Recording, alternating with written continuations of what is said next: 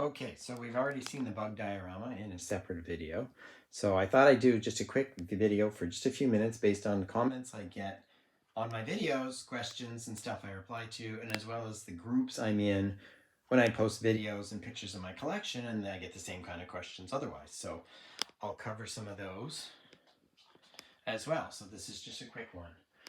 One, as far as new figures go when they came in, to be sure that there's no breaking, frozen joints or anything like that, I always boil some water, put the water in the tray, drop the figures in for about 30 seconds. No, do not cook them as long as your pasta. So they get nice and soft and gummy. Now, you can't pose them or stand them then, but you can check all the joints. None of them snap. They do bend, they do flex. None of them will break. And then just drop them on the side of the counter and let them cool down. I leave them to cool down. And I do it for all my figures, so I haven't had any breakages in years, and there are a lot of them, as you already know. And I learned that initially doing Star Wars vintage collection figures when I used to collect those, because every second wrist I would get, you turn the wrist, it would snap because they were very thin plastic. Neck, it was bad for that too. So boiling is very important to keep those nice. So that's how and that's what I do with these figures. That tray, drop them in 2 at a time. It does take a while. Two is distribution. I get a lot of people asking, especially in the bugs right now, how did you get them? They're exclusive to Target. Well, we don't have Targets in Canada, so they go elsewhere in Canada. Up in Canada, they're mainline. They are everywhere. They're at GameStops. They're at all our online stores. They're at Amazon.ca. They're in stock all over the place throughout Canada. It's unfortunate because this is a really popular figure, and I know in the US it's a Target exclusive, I think, so there's just Target, and they sold out, and Pulse sold out in a few minutes because they don't usually have a lot of stock. But up here in Canada, lots. It's like last year with Breaker. Everybody was killing themselves in the US trying to get Breaker, our favorite bubblegum Breaker, and he actually, up here, was a mainline, and he was everywhere. They were 5 and 6 deep at most GameStops. They were gathering dust. He was sitting here for a long time because people were buying them up here, just not as many, and there was a lot more stock sent here. Likewise, the same thing happened with Crystal Ball.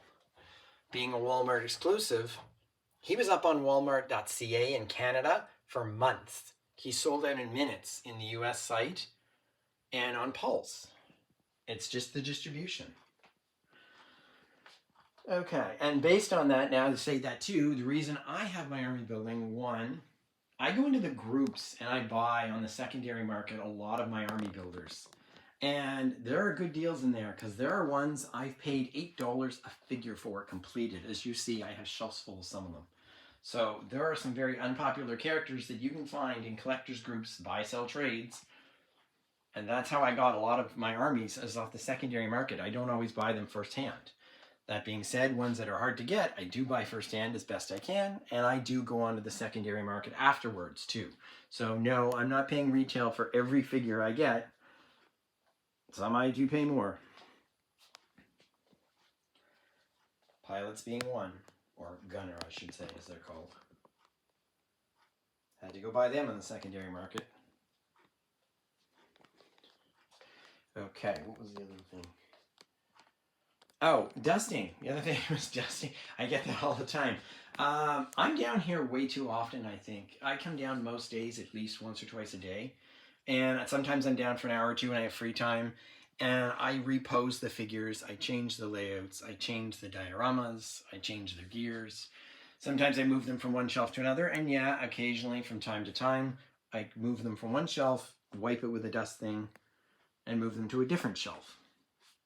But that's just changing the display. And for some reason, and I don't know why, the bottom shelves are the ones that need more attention more often. Hold that one now. Then surprisingly, the top shelves, where all the claws and the trouble bubbles were stored. I've had them up there almost 4 months. I took one down. There was no dust on it at all. I don't know why. But I guess I have a clean house. And last, people asking, am I missing anything in my collection? Yeah, the one thing I will go after one day, and I still am looking, is the Retro Flint. The special card out of 82.